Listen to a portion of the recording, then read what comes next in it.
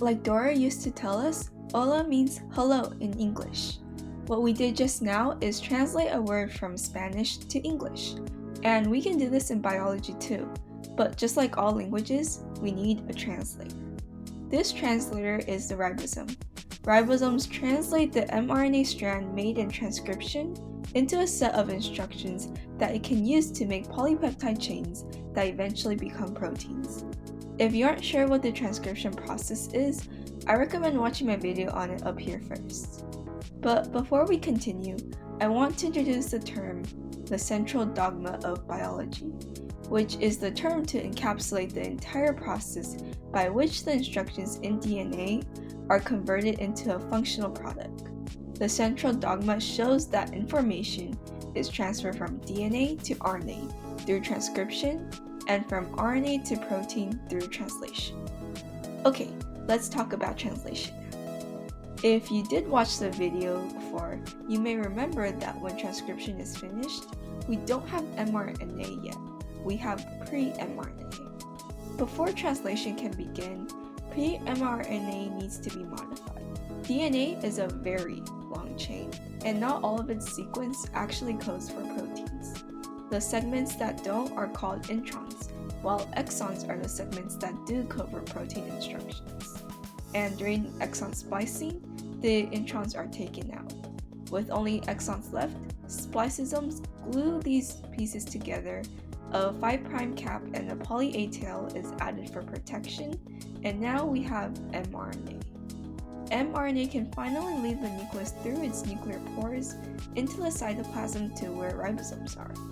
Ribosomes are composed of two subunits, the large subunit and the small subunit. Creative, I know. Anyways, the small subunit has 3 sites that it uses to decode our genetic message: the A site, the P site, and the E site. In the first step of translation, mRNA will be attached to the A site, where bases are read in groups of 3 or codons. Once the codon is read, the message is translated based on the rule of complementary base pairing. So in this example, we have AUG, which translated will become UAC. Next, here is where tRNA comes into play. tRNA, or transfer RNA, is the structure where they have an anticodon at the bottom and an amino acid at the top. Anticodons are base sequences of 3 that are translation of a codon, so they are the exact opposite. Back to our example, the anticodon for the codon AUG will be UAC. So the ribosome will look for tRNA with the UAC anticodon and attach this tRNA on top like so. Then the mRNA strand will be shifted so that the codon is moved to the P site and another codon is at the A site. This new codon is read, its anticodon is also found, and the large subunit can now finally do its job.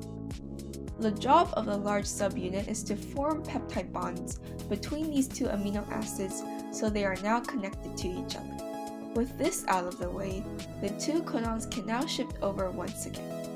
A third codon is read and its anticodon is connected. But oh wait, we have a problem. There are only 3 sites, so to add our 4th codon, the first one needs to go. It is already at the exit site, so it simply detaches from the ribosome. But as it is detaching, remember, the amino acid is already connected to this chain that is forming, so only this part of the tRNA is detached.